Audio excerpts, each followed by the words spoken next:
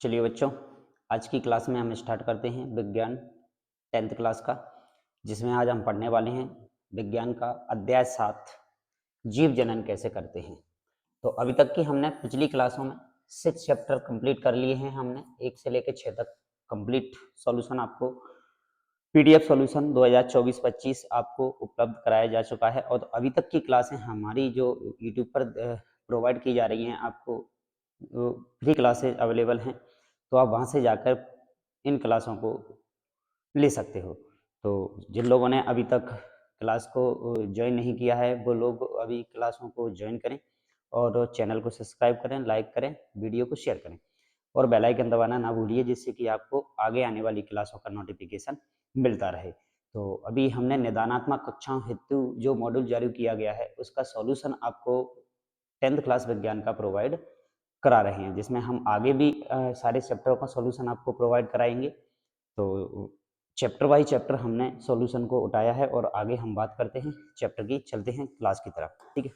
जिसमें हमसे सबसे पहले जीव जनन कैसे करते हैं, इस चैप्टर से हमारे लिए सबसे पहला क्वेश्चन गिवन है वस्तुनिष्ठ प्रश्नों के अंदर, और जिसमें हमसे पूछा गया है कि अलैंगिक जनन मुकुलन द्वारा होता है। भाई ऐसा कौन सा जीव है जिसमें अलैंगिक जनन मुकुलन के द्वारा होता है। तो भाई चैप्टर की बात करें तो ये हमारा जनन से रिलेटेड है। जीव जंतुओं में जनन दो प्रकार का जनन होता है, लैंगिक जनन और अलैंगिक जनन। तो अलैंगिक जनन मुकुलन द्वारा होता है। भाई ऐसा कौन सा जीव है, अमीबा है, ईस्ट है, प्लाज्मोडियम है और लेशमानिया है। तो हमारा जवाब हो जाएगा कि ईस्ट में जो अलैंगिक जनन होता है ना, वो मुकुलन के द्वारा होता है। अगला क्वेश्चन है, निम्न में से कौन मानव में मादा जनन तंत्र का भाग नहीं है। भाई हमें इसमें से बताना है कि मानव मादा जनन तंत्र का भाग कौन सा नहीं है। भाई अंडाशय है, गर्भाशय है, शुक्रवाहिका है, डिंब वाहिनी है।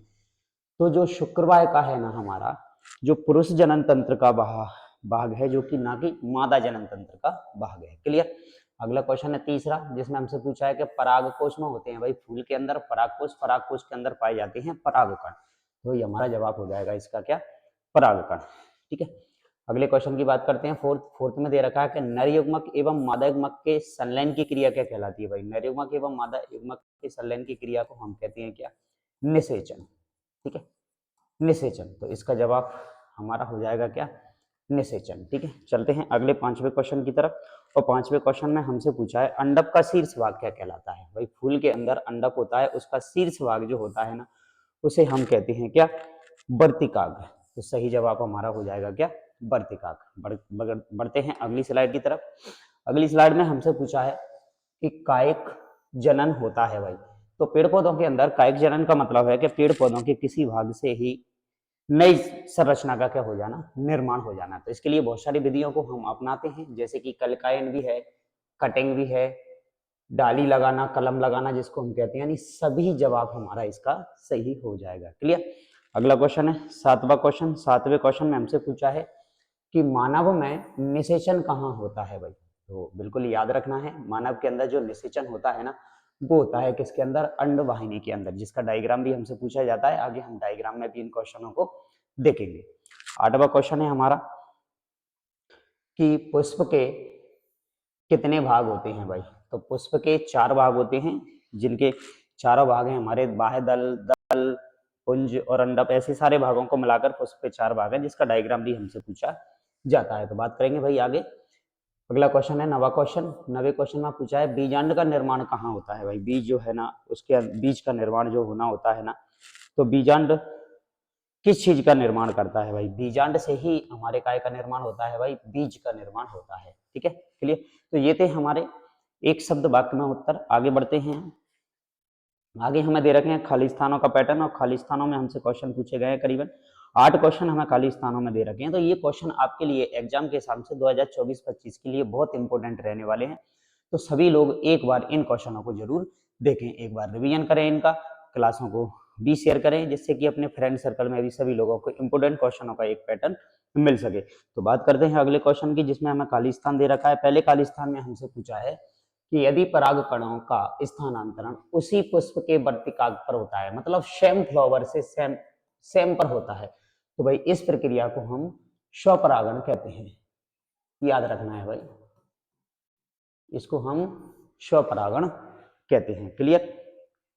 दूसरा क्वेश्चन है कि जब पुष्पक पुंकेसर अथवा एक स्त्री केसर में से कोई एक जननांग उपस्थित होता है, तो वही कहना है उसका कि फूल के अंदर जब नर और मादा भाग में से कोई एक भाग उपस्थित होता है तो उस पुष्प को हम एक लिंगी पुष्प कहते हैं। भाई याद रखना है, एक लिंगी पुष्प कहलाता है। क्लियर, सही जवाब हो जाएगा हमारा। अगला क्वेश्चन है तीसरा, जिसमें पूछा है यदि एक पुष्प के परागकण दूसरे पुष्प पर स्थानांतरित होते हैं तो भाई इस क्रिया को हम पर परागण कह देते हैं। ये हमारी पर परागण की क्रिया कहलाती है। अगला क्वेश्चन है चौथा, कि किसी पौधे के बीज से भावी जड़ का निर्माण होता है। भाई हमने पढ़ा है चौथे क्वेश्चन में, किसी पौधे के से जड़ का निर्माण होता है। भाई कोई बीज है, उस बीज के कौन से भाग से जड़ का निर्माण होता है, तो याद रखना है बीज के अंदर मूलांकुर नाम की एक संरचना है, उस संरचना से काय का निर्माण होता है, जड़ का। यदि इसी तरीके से हमसे कोई पूछ ले कि तने का निर्माण किससे होता है, तो भाई याद रखना है तने का निर्माण बीज के प्रांकुर भाग से होता है। भाई प्रांकुर याद रखना, मूलांकुर और प्रांकुर। ठीक है, अगला क्वेश्चन है, मनुष्य के शरीर में शुक्राणुओं का निर्माण कहाँ होता है, तो भाई इस क्वेश्चन को हम पहले भी पढ़ चुके हैं पिछले चैप्टरों में। तो वृषण के अंदर काय का निर्माण होता है, शुक्राणुओं का निर्माण होता है। उसी तरीके से बात की जाए हमसे कि अंडाणुओं का निर्माण कहाँ होता है, तो भाई अंडाशय के अंदर अंडाणुओं का निर्माण होता है। क्लियर। अगला क्वेश्चन है, भ्रूण को माँ के रुधिर से पोषण ऐसी कौन सी संरचना है जो प्रदान करती है, तो भाई उसको हम कहते हैं प्लेसेंटा। ये हमारी संरचना प्लेसेंटा कहलाती है। तो ये थे हमारे खाली स्थान। आगे बढ़ते हैं, और आगे हमें दे रखा है जोड़ियों का पैटर्न, जिसमें हमसे पूछा है कि कॉपर्टी, हाइड्रा, वृषणकोश, प्लेसेंटा और टेस्टोस्टेरोन ये क्या है। भाई तो भाई सही मिलान हमें इधर करना है, इनके हम नंबर लिखते चलते हैं कि कॉपर्टी हमें जो दे रखा है ना, वो कॉपर्टी गर्भधारण को रोकने के लिए एक प्रयुक्त विधि है। भाई तो सी जवाब हमारा इसका हो जाएगा। ठीक है, पर्दीय तंत्र का तंत्र हमें जो दे रखा है ना, तो वो पर्दीय तंत्र का तंत्र निम्न में से कौन से भाग को काम में लेता है। भाई तो बात करते हैं इसकी। और दूसरा हमें दे रखा है वृषण कोश, तीसरा दे रखा है हमें प्लेसेंटा, और अगला हमें दे रखा है एक हार्मोन जिसका नाम है टेस्टोस्टेरोन। तो बिल्कुल सभी की मैचिंग करते हैं। तो सबसे पहले हम बात करते हैं वृषण कोश की। तो वृषण कोश में क्या होता है भाई, शुक्राणुओं का उत्पादन होता है, यानी बी नंबर का जवाब हमारा इसका क्लियर हो जाएगा। दूसरा दे रखा है हमें, सॉरी, वृषण कोश के अंदर निर्माण होता है किसका, शुक्राणुओं का उत्पादन। तो बी नंबर का जवाब इसमें हमारा मैच हो जाएगा। अगला बचा है प्लेसेंटा। तो प्लेसेंटा क्या है भाई, प्लेसेंटा जो है ना मादा भाग के अंदर होती है, माँ के शरीर के अंदर पाई जाने वाली संरचना है, जो शुक्राणु जो कि भ्रूण को क्या करती है भाई, पोषण प्रदान करती है। दूसरा हमें दे रखा है टेस्टोस्टेरोन, और टेस्टोस्टेरोन जो है ना वो की एक नर हार्मोन है। भाई वो क्या है, एक नर हार्मोन है हमारे पास। ठीक है, तो दूसरा हमारे पास बचा है पर्दीय तंत्र का तंत्र। तो पर्दीय तंत्र का तंत्र की जगह पे हमारे पास इनमें से ऑप्शन मैच करने के लिए नहीं है, तो हम यहाँ पे दूसरा ऑप्शन लिख सकते हैं, जैसे कि हाइड्रा। हाइड्रा, अब हाइड्रा में हमसे जनन की यदि पूछी जाती है, तो हाइड्रा में जो जनन होता है ना, वो होता है मुकुलन के द्वारा। तो डी वाला जवाब हमारा इसका क्लियर हो जाएगा। थोड़ा सा मिसप्रिंट था पीडीएफ के अंदर। तो ये थी हमारी मैचिंग। मैचिंग के बाद हम अगली स्लाइड में चलते हैं, और अगली स्लाइड में हमसे पूछा है कि भाई एक शब्द या वाक्य में उत्तर दीजिए। जैसे कि पहला क्वेश्चन है कि सजीवों में अपने ही समान आकृति, रूप और नए जीवों को उत्पन्न करने की क्षमता क्या कहलाती है। भाई उत्पन्न करने की क्षमता जनन कहलाती है। बिल्कुल सही जवाब है। इसके अंदर आंसर आपको यहीं दे रखे हैं। तो इस संरचना को हम क्या कह देते हैं भाई, जनन कह देते हैं। कोई किसी भी जीव के द्वारा अपने ही समान रंग, रूप और आकृति वाली संतान को उत्पन्न करना क्या कहलाता है भाई, जनन कहलाता है। क्लियर।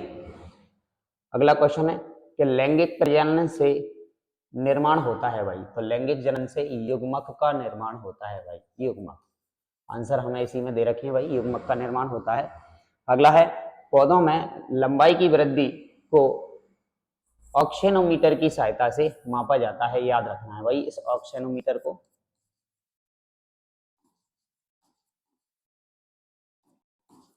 मीटर, इस यंत्र की सहायता से पौधों में वृद्धि को मापा जाता है। अगला क्वेश्चन है कि वृषण का कार्य शुक्राणुओं का उत्पन्न करना होता है। बिल्कुल सही बात है, वृषण का कार्य किसका उत्पन्न करना होता है? शुक्राणुओं का। तो शुक्राणुओं का निर्माण कहाँ होने वाला है भाई? वृषण में होने वाला है। क्लियर? आगे बढ़ते हैं अगले क्वेश्चन में। अगले क्वेश्चन में हमसे पूछा है कि मादा में अंडाशय की संख्या कितनी होती है भाई? तो सभी का जवाब हो जाएगा, अंडाशय कितने होते हैं? 2 होते हैं। अगला क्वेश्चन है मादा मनुष्य में यौवन अवस्था कब प्रारंभ होती है? तो भाई याद रखना है, ये होती है 12 से 14 वर्ष की अवस्था में। 12 से 14 वर्ष की अवस्था में यौवन अवस्था प्रारंभ हो जाती है। क्लियर? अगला क्वेश्चन है हमारा प्रजनन किसे कहते हैं? तो सभी पहले क्वेश्चन में हमने इसको पढ़ा था। अपने समान संततियों को उत्पन्न करना क्या कहलाता है? प्रजनन। अपने समान संतति या जीवों को उत्पन्न करना क्या कहलाता है भाई? उसे हम क्या देते हैं? क्या? जनन। अगला क्वेश्चन है 8वां क्वेश्चन, जिसमें हमसे पूछा है कि एक अलैंगिक प्रजनन का एक उदाहरण दीजिए। तो भाई अलैंगिक प्रजनन का एक उदाहरण हम दे सकते हैं किसमें? ब्रायो फिल्म में कलिकायन। और भी हमारे पास बहुत कलिकायन, हमारे पास और भी बहुत से एग्जाम्पल है, लेकिन एक एग्जाम्पल हमने लिख दिया है कि ब्रायो फिल्म में कलिकायन के द्वारा जो जनन होता है ना, वो एक अलैंगिक जनन है। अगला क्वेश्चन है कि नर में वृषणों की संख्या कितनी होती है? याद रखना है, टेस्टिस जो है ना नर के अंदर, वृषण 2 होते हैं। जिन दोनों वृषणों के अंदर काय का निर्माण होता है भाई? शुक्राणुओं का निर्माण होता है। और अगला क्वेश्चन है कि मादा में अंडाणुओं का निर्माण कहाँ होता है भाई? तो मादा में अंडाणुओं का निर्माण होता है भाई काय के अंदर? अंडाशय के अंदर। अंडाशय, इस रचना के अंदर काय का निर्माण होने वाला है? अंडाणुओं का। ठीक है। अगला क्वेश्चन है कि डीएनए का पूरा नाम लिखिए। तो भाई डीएनए का पूरा नाम होता है डीएनए, डीऑक्सी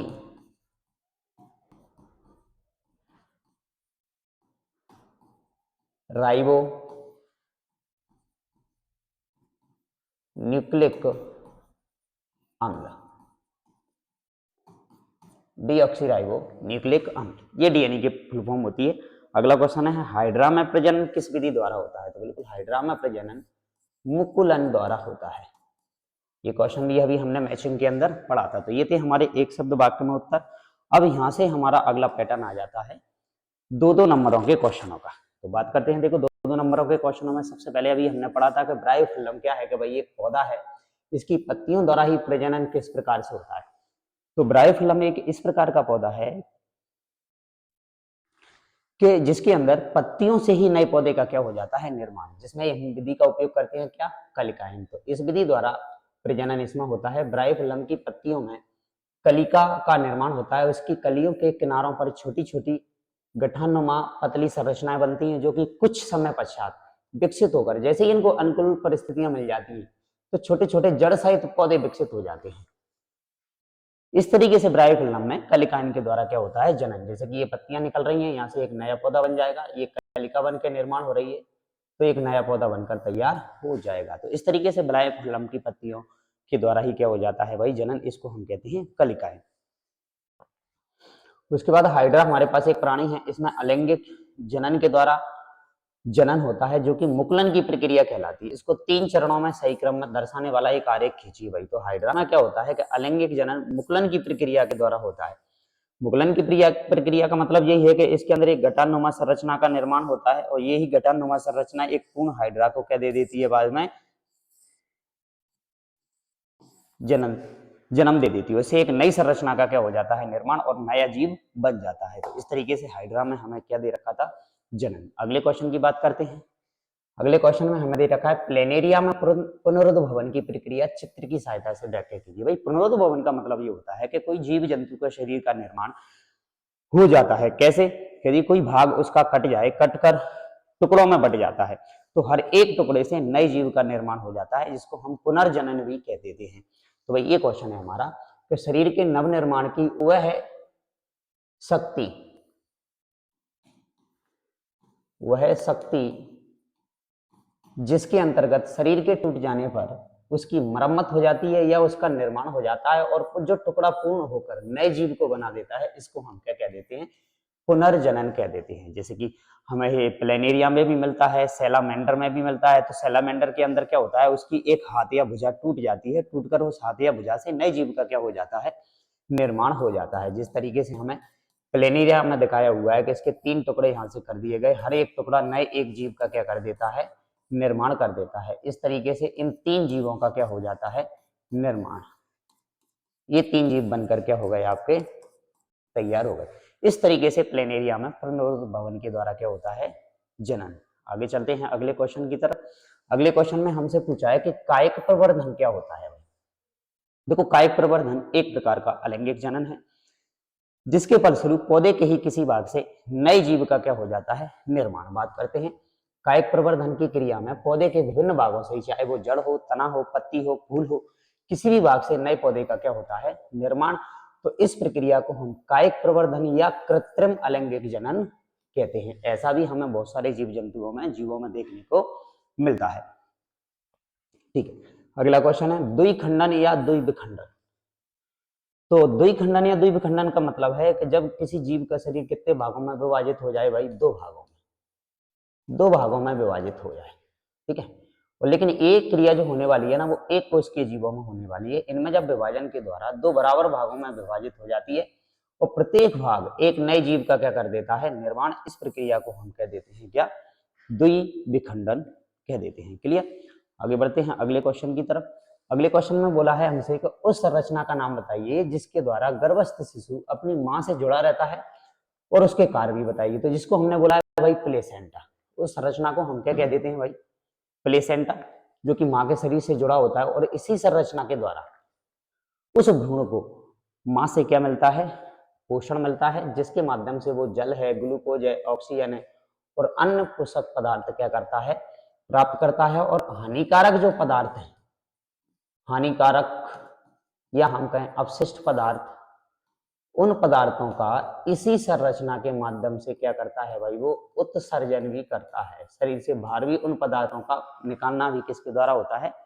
प्लेसेंटा के द्वारा होता है। क्लियर? अगला है मादा प्रजनन तंत्र में फैलोपियन नलिका की भूमिका का वर्णन कीजिए भाई। इसका काम क्या है भाई?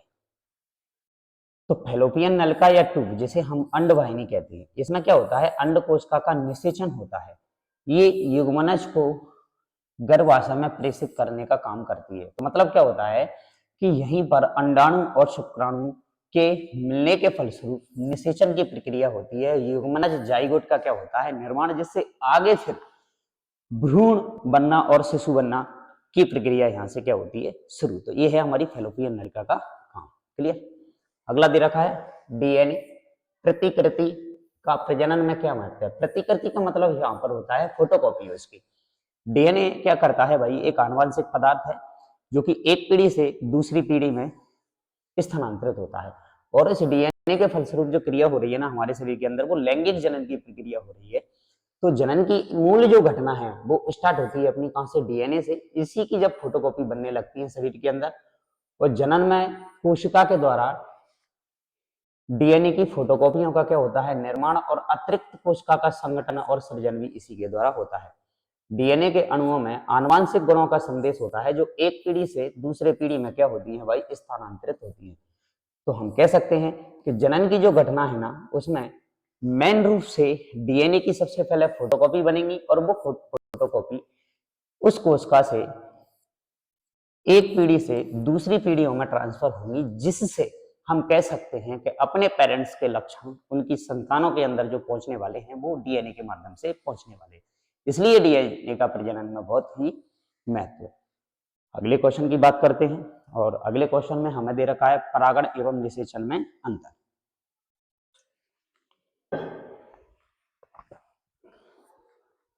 तो परागण और निषेचन की यदि हम बात करें तो देखो, परागण की क्रिया क्या है भाई? पराग कोश से पराग कणों का वर्तिकाग्र पर पहुंचने की क्रिया जो होती है ना, उसको तो हम कह देते हैं परागण। अब ये स्वपरागण भी हो सकता है और परपरागण भी। लेकिन नर युग्मक और मादा युग्मक के मिलने की क्रिया क्या कहलाती है भाई, हमारी निषेचन कहलाती है। और इनके मिलने से गैमेट्स यानी जाइगोट, गैमेट्स का यानी युग्मनज का क्या होता है, निर्माण होता है। दूसरी बात करें परागण की क्रिया जो होनी है ना, उस परागण के लिए हमें बाह्य साधनों की भी आवश्यकता होती है, जैसे वायु है, जल है, कीट परागण भी होता है, आदि संरचना भी होती है, जंतु परागण भी हमें देखने को मिलता है। लेकिन निषेचन के लिए हमें किसी भी बाह्य साधन की क्या नहीं होती है, आवश्यकता। क्लियर? तो हम इसको कह देंगे कि भाई ये बाह्य प्रक्रिया है। और ये की एक है बीजांड के अंदर होने वाली प्रक्रिया है निषेचन। पेड़ पौधों के अंदर हम बात करें तो बीजांड के अंदर होने वाली प्रक्रिया है, ठीक है। दूसरी हम बात करें कि परागण के लिए किसी पूर्व क्रिया की आवश्यकता नहीं होती है, लेकिन निषेचन होने से पहले पहले परागण होने का अति आवश्यक है। जब तक परागण नहीं होगा ना, तब तक निषेचन नहीं हो सकता है। तो सबसे पहले क्या होने वाला है, हमारा निषेचन, उसके बाद फिर हमारा होने वाला है क्या, परागण। सॉरी, सबसे पहले क्या होने वाला है, हमारा परागण, उसके बाद हमारा होने वाला है क्या, निषेचन। तो ये था परागण और निषेचन की क्रिया में अंतर। अगला क्वेश्चन आता है हमारा, फिर परागण क्या है भाई, और ये कितने प्रकार का होता है। बिल्कुल बड़ा आसान सा क्वेश्चन है कि वह प्रक्रिया जिसमें पुंकेसर, जिसको हम नर भाग कहेंगे, उसके परागकोश से परागकण निकलेंगे और उसी पुष्प या किसी दूसरे पुष्प के कहां पर पहुंचेंगे भाई, वर्तिकाग्र पर, जो कि मादा भाग है। इस क्रिया को हम क्या कह देते हैं, परागण। अब इसमें क्या होता है भाई, ये दो प्रकार का होता है, परपरागण और स्वपरागण। तो पहले हम बात करते हैं स्वपरागण की। जब एक ही पुष्प के परागकण उसी पुष्प की वर्तिकाग्र पर पहुंचते हैं, वही सेम फ्लावर पहुंचते हैं, तो इस क्रिया को तो हम कह देते हैं स्वपरागण। लेकिन जब एक पुष्प के परागकण दूसरे पुष्प के वर्तिकाग्र पर पहुंचते हैं किसी भी माध्यम से, तो इस क्रिया को हम परपरागण कह देते हैं। तो जेनेटिक्स में हम आगे बढ़ेंगे कि इसी स्वपरागण और परपरागण के माध्यम से मेंडल साहब जो है ना, आपने उन्होंने जेनेटिक्स की खोज की थी। मटर के पौधे में उन्होंने विभिन्न तरीके से स्वपरागण और परपरागण की क्रिया को अपनाया था, ठीक है। आगे आ जाता, हमने बोला था जीव जंतुओं के अंदर दो प्रकार का जनन पाया जाता है, जिसमें से एक है लैंगिक जनन। तो लैंगिक जनन के फलस्वरूप क्या होने वाला है भाई, शरीर के अंदर लैंगिक अंगों की आवश्यकता होगी, नर और मादा की हमें आवश्यकता होगी, जिसमें नर के अंदर नर युग्मकों का निर्माण होगा और मादा के अंदर मादा युग्मकों का निर्माण होगा। फिर निषेचन की प्रक्रिया होगी, जिसके फलस्वरूप एक नई नई संरचना का निर्माण होगा, जिसे हम गैमेट्स कहेंगे, और वो गैमेट्स आगे चल के नए जीव को क्या देगा भाई, जन्म देगा। तो इस तरीके से नए जीव के जनन की प्रक्रिया में लैंगिक जनन का क्या योगदान है, तो बात करते हैं इस जनन विधि में जीवों में विशिष्ट प्रकार की जनन कोशिकाओं का निर्माण होने वाला है, और इन जनन कोशिकाओं से युग्मक बनेंगे। युग्मक दो प्रकार के होंगे, एक को हम नर युग्मक और एक को हम मादा युग्मक कहेंगे। अब ये दोनों का संयोजन होगा, निषेचन होगा, इसके फलस्वरूप जाइगोट बनेगा, और युग्मनज नई संततियों को क्या करेंगे भाई, उत्पन्न। अधिकांश उच्च श्रेणी के पादप में और प्राणियों में लैंगिक जनन के द्वारा ही जनन होता है, जैसे कि मनुष्य के अंदर। क्लियर?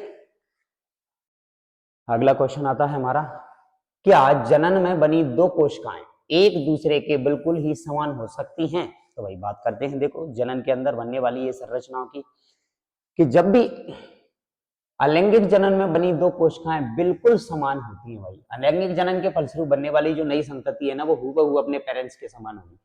किसी जीव के अलैंगिक जनन से उत्पन्न समजात संतति को उस जीव का हम क्या कह देते हैं भाई, क्लोन कह देते हैं। क्लोन की बात करें तो शरीर के किसी ई भाग से एक कोशिका ले लो, उस कोशिका से हम किसी नए जीव को बनाएंगे, जो नया जीव जो बनेगा ना, वो हूबहू अपने जन्म के समान होगा।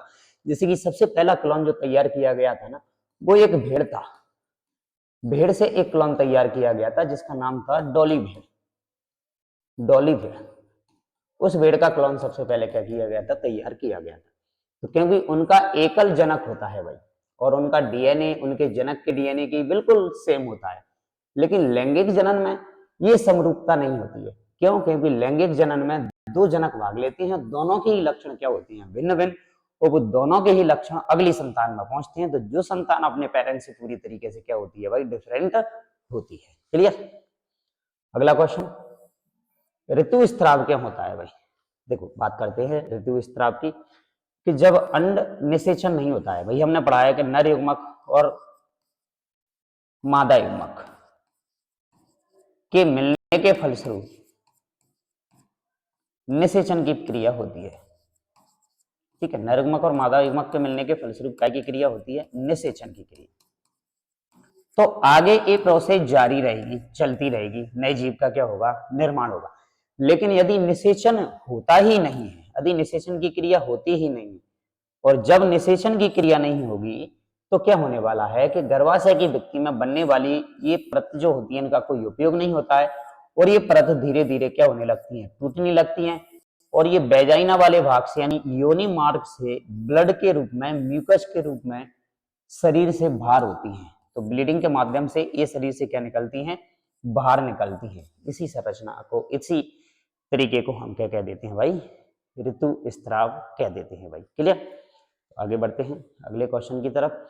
अगले क्वेश्चन में हमसे पूछा है कि अलैंगिक जनन की अपेक्षा लैंगिक जनन के लाभ क्या है भाई? दोनों का महत्व समझते हैं भाई कि लैंगिक जनन में संतति में गुणों का विकास की संभावना होती है, लेकिन ऐसा अलैंगिक जनन में नहीं होता है।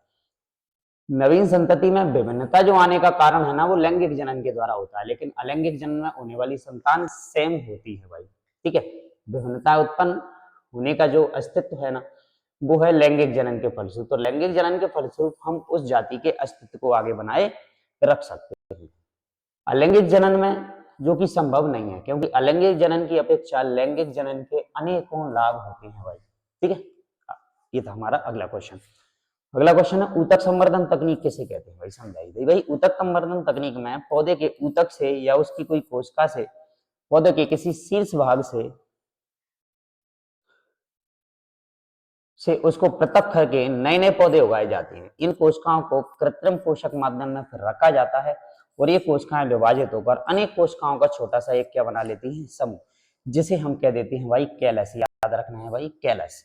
कैलस को वृद्धि एवं विभेदन के कुछ हार्मोन माध्यम में रखा जाता है, और पौधे को फिर से मिट्टी में रोप दिया जाता है, जिससे कि वे वृद्धि करके उनमें जड़ें विकसित हो जाती हैं और एक नया पौधा बनकर तैयार हो जाता है। इस विधि को हम ऊतक संवर्धन तकनीक कहते हैं। इसमें एकल पौधे से अनेक पौधे जो कि संक्रमण मुक्त होंगे, हर परिस्थिति में उत्पन्न किए जा सकते हैं। तो इस तकनीक का उपयोग सामान्यतः हम अभी सिर्फ सजावटी पौधों के लिए कर रहे हैं। तो ये था हमारा ऊतक संवर्धन तकनीक। क्लियर? अगला क्वेश्चन आता है। अगले क्वेश्चन में पूछा है कि गर्भ निरोधक युक्तियां अपनाने के कारण क्या हो सकते हैं? मैं देखो, गर्भ निरोधक युक्तियों की यदि हम बात करें तो ये गर्भ निरोधक युक्तियों का मतलब ये है कि ये गर्भ को ठहरने से क्या करेंगी भाई? रोकेंगी, गर्भ धारण नहीं होने देंगी भाई। गर्भ धारण नहीं होने देना, ये काम इनका है। उनको हम क्या कह देते हैं? गर्भधारण युक्ति। इसके लिए बहुत सारे हमारे हैं, जैसे कि यौन क्रिया, लैंगिक जनन की क्रिया के द्वारा गर्भधारण की संभावना सदैव बनी रहती है। गर्भधारण की अवस्था में स्त्री के शरीर एवं भावनाओं की मांग एवं आपूर्ति क्या हो जाती है भाई? बढ़ जाती है। यदि वह इसके लिए तैयार यदि नहीं है, उसको शरीर के रूप से, शारीरिक रूप से यदि वो सक्षम नहीं है, तो उसके स्वास्थ्य पर विपरीत प्रभाव पड़ने वाला है। इसलिए वहां पे हमें गर्भधारण को होने से क्या करना है? रोकना है। इसके अतिरिक्त स्त्री की शारीरिक अस्वस्थता भी हो सकती है, असमर्थता भी हो सकती है, जो उसे गर्भधारण ना करने के लिए बाध्य करती है। इस कारण गर्भ निरोधक युक्तियां अपनाई जाती हैं। ऐसी हमारे पास बहुत सारी हैं, मेल और फीमेल दोनों में गर्भधारण युक्तियां अपनाई जा सकती हैं, जैसे कि जिसको हमने बोला ट्यूबेक्टोमी और वैसेक्टोमी है, जिसे हम और भी हैं हमारे पास कुछ रासायनिक तरीकों का, कुछ रासायनिक दवाओं का भी हम उपयोग कर सकते हैं। शुक्रवाहिनी को काटकर बांध देना, अंडवाहिनी को काटकर बांध देना, ऐसी बहुत सारे हमारे गर्भ निरोधक युक्तियां हो सकती हैं। क्लियर? तो आगे बढ़ते हैं अगले क्वेश्चन की तरफ। अगले क्वेश्चन में हमें दे रखा है कि कुछ पौधों को उगाने के लिए हमें कायिक प्रवर्धन का उपयोग करना पड़ता है, ऐसा क्यों? तो भाई बहुत सारे पेड़ पौधे ऐसे हैं कि जिनमें ऐसी क्षमता होती है कि वो बीज के द्वारा पौधे उत्पन्न नहीं कर सकते हैं। तो उन पौधों को उगाने के लिए हम जड़ है, तना है, पत्तियां हैं और भी उपयुक्त भाग पौधे का जो होता है ना, उससे नया पौधा बना लेते हैं। इस प्रक्रिया में नए पौधे बहुत जल्दी भी बन जाते हैं, आसानी से उत्पन्न हो जाते हैं, और ऐसे पौधे भी इस विधि से उगाए जा सकते हैं जो बीज उत्पन्न करने की क्षमता क्या कर चुके हैं भाई? खो चुके हैं। इसके अतिरिक्त इस प्रकार से उत्पन्न पौधों के समान होते हैं भाई, अपने जनक के ही क्या होंगे? समान। जैसे कि उसके गुण जो होंगे ना, वो अपने ही पेरेंट्स के समान होंगे। तो इसलिए कुछ पौधों को उगाने के लिए हम इस कायिक प्रवर्धन का उपयोग करते हैं भाई। ये था हमारा तरीका, ठीक है। आगे बढ़ते हैं अगले क्वेश्चन में। अगले क्वेश्चन में हमसे पूछा है भाई, पुष्प की अनुदैर्घ्य काट का नामांकित चित्र बनाइए भाई। बहुत इंपोर्टेंट क्वेश्चन है आपके लिए, नोट डाउन करना है भाई सभी को, चित्र को प्रैक्टिस करना है अच्छे से। ये हमें भाग दे रखे हैं, ये देखो हमारे भाग। सबसे पहले हमें दे रखा है बाह्य दल, फिर उसके बाद दे रखा है दल। ये रहा हमारा पराग कोश। यहाँ पर इस पराग कोश के अंदर ही हमें मिलने वाले हैं क्या भाई, परागकण। परागकण, ठीक है, जो कि पुष्प का कैसा भाग है भाई, नर भाग है। ये पुष्प का नर भाग है, नर भाग। इसी और जो परागकोश हैं वो एक लंबी संरचना से जुड़ा है, जिसे हम क्या कह देते हैं, तंतु कह देते हैं। और ये है हमारा वर्तिकाग्र, फिर वर्तिका, फिर ये है हमारा यहाँ पर क्या, अंडाशय, ये वाला भाग। इसको हम स्त्री केसर, यानी ये हमारा मादा भाग है, मादा भाग, मादा भाग। तो इस तरीके से हमसे ये चित्र का डायग्राम पूछा जाने वाला है, और इसी से हम निषेचन की प्रक्रिया होने वाली है। परागकण इसके अंदर भरे रहते हैं, और ये परागकण जब जैसे ये परागकोश फूटता है तो इससे ये परागकण यहाँ पर आते हैं, इनको हम परागण की क्रिया कह देते हैं भाई, ठीक है। तो बात करते हैं अगले क्वेश्चन की तरफ, चित्र को अच्छे से प्रैक्टिस करें। अगला क्वेश्चन है हमारा, निम्नलिखित के कार्य लिखिए भाई। हमें वृषण के कार्य बताने हैं, अंडाशय के और शुक्रवाहिनी के और पुंकेसर के। बिल्कुल बात करते हैं हम। सबसे पहले हम बात करें वृषण की, तो वृषण में क्या होता है भाई, शुक्राणुओं का निर्माण, और इससे एक हार्मोन निकलता है जिसका नाम है टेस्टोस्टेरोन, ठीक है। दो बातें इसके बारे में याद रखना है। अंडाशय और वृषण किसमें पाया जाने वाला है भाई, नर भाग है भाई। नर के अंदर वृषण मिलने वाला है, और मादा कहाँ मिलने वाला है भाई, वो अंडाशय कहाँ मिलने वाला है भाई, मादा भाग है भाई। मादा के शरीर में हमें ये संरचना मिलेगी। तो अंडाशय का मेन काम है अंडाणुओं को उत्पन्न करना। इससे मादा हार्मोन एक तो निकलता है एस्ट्रोजन और एक निकलता है प्रोजेस्टेरोन, ठीक है, याद रखना है भाई। दूसरा जो शुक्रवाहिनी जो है ना, वो वृषण के अंदर पाई जाती है भाई, वृषण, ठीक है, और ये शुक्राणुओं का परिवहन करती है। वृषण के अंदर काय का निर्माण होगा भाई, शुक्राणु, और उन शुक्राणुओं का परिवहन किसके द्वारा किया जाता है, इस शुक्रवाणी। तो शुक्रवाणी शुक्राशय में खुलती है, और यह नलिका बीर को शुक्राशय में पहुंचाने का क्या करती है, काम, ठीक है। अगला पुंकेसर, जो कि फूल का भाग है, पुष्प का नर भाग है, और यह पतला तंतु समान संरचना होती है। इसका शीर्ष भाग पर परागकोश होता है, जिसके अंदर परागकण होते हैं, और इनका मुख्य कार्य परागकणों को उत्पन्न करना ही होता है। तो ये इनके काम थे। आगे बढ़ते हैं अगले क्वेश्चन की तरफ। अगले क्वेश्चन में हमें दे रखा है अलैंगिक एवं लैंगिक जनन में अंतर। तो बात करते हैं अलैंगिक और लैंगिक जनन में। अलैंगिक जनन की बात करें और लैंगिक की बात करते हैं हम। देखो, तो अलैंगिक जनन में प्राय एक ही जनक भाग लेता है, और लैंगिक जनन में नर और मादा दोनों भाग लेते हैं, मतलब दो भाग लेते हैं, ठीक है। इसमें युग्मक का निर्माण नहीं होता है, लेकिन लैंगिक जनन में नर युग्मक और मादा युग्मक बनते हैं। तो फिर युग्मक का निर्माण नहीं होगा तो इसमें निषेचन भी नहीं होने वाला है, तो यहाँ पर निषेचन होने वाला है। इसमें कोई युग्मनज का भी निर्माण नहीं होगा फिर, लेकिन इसमें युग्मनज बनेंगे। दूसरा, इसके दौरान जो प्रजनन होने वाला है ना, उसमें अर्धसूत्री विभाजन नहीं होता है, और इस दौरान बनने वाले कोशिकाओं में जनन में अर्धसूत्री विभाजन होता है। तो भाई इन 5 पॉइंटों को आप याद रखें, इंपोर्टेंट क्वेश्चन था आपका। अगले क्वेश्चन की तरफ आते हैं हम, जिसमें हमें दे रखा है स्वपरागण और परपरागण में अंतर। अभी हम पढ़ चुके हैं। स्वपरागण के लिए पुष्प का पहले तो क्या होना है भाई, द्विलिंगी। द्विलिंगी मतलब जिस फूल के अंदर नर और मादा भाग दोनों उपस्थित होते हैं, हम उसे द्विलिंगी कह देते हैं। और एक लिंगी का मतलब होता है जिसमें केवल या तो नर होगा या मादा। तो स्वपरागण के लिए पुष्प का द्विलिंगी होना है, और परपरागण के लिए यह कोई आवश्यक नहीं है। परपरागण द्विलिंगी में भी हो सकता है और एक लिंगी में भी, ठीक है। जब पौधा द्विलिंगी होगा तो इसमें नर मादा भाग एक साथ परिपक्व होना भी आवश्यक होता है, और इसमें ऐसा कोई जरूरी नहीं है, अलग अलग समय पे ये एक साथ भी हो सकते हैं। यहाँ पर पुंकेसर एवं जायंग की व्यवस्था ऐसी होनी चाहिए ताकि परागण आसानी से हो सके, सुगमता से हो सके, लेकिन इस प्रकार के परागण के लिए यह कोई आवश्यक नहीं है। जब स्वपरागण होगा तो इसके पुष्प आकर्षणहीन होंगे, गंधहीन होंगे और मकरंदहीन होंगे, जिससे कि कोई जीव इनकी तरफ आकर्षित नहीं होगा, क्योंकि स्वपरागण एक ही पुष्प के अंदर होने वाला है। लेकिन पर परागण में हम बात करें कि वायु परागण वाले पुष्पों को छोड़कर पुष्प आकर्षक भी होंगे, सुगंधित भी होंगे और मकरंदयुक्त भी होंगे। ठीक है। दूसरा, इसके लिए हमें वायु माध्यम की आवश्यकता होती है और इसके लिए वायु, जल, कीट या जंतुओं की आवश्यकता हमें होती है। तो वायु माध्यम की भी इसके लिए भी आवश्यकता होती है। ठीक है। आगे बढ़ते हैं अगले क्वेश्चन की तरफ। अगले क्वेश्चन में हमें दे रखा है कि मानव के मादा जनन तंत्र का आरेख दर्शाइए और इसकी अंतर काट का आरेख खींचिए और निम्न भागों के नामों को लिखिए। जैसे कि अंडाशय कहाँ होता है, अंडवाहिनी कहाँ होती है, गर्भाशय क्या होता है और योनि क्या होती है। ये सारे डायग्राम आपको इसमें दे रखे। जैसे कि सबसे पहले हम बात करें, ये वाला जो भाग है भाई, ऐसी संरचना होती है, इसको हम अंडवाहिनी कह देते हैं भाई। अंडवाहिनी, अंडवाहिनी ये रही। ठीक है, जिसको हम फैलोपियन ट्यूब कहते थे। और ये है संरचना हमारी क्या, अंडाशय, इसको हम अंडाशय कह देते हैं। और ये है हमारा क्या, गर्भाशय,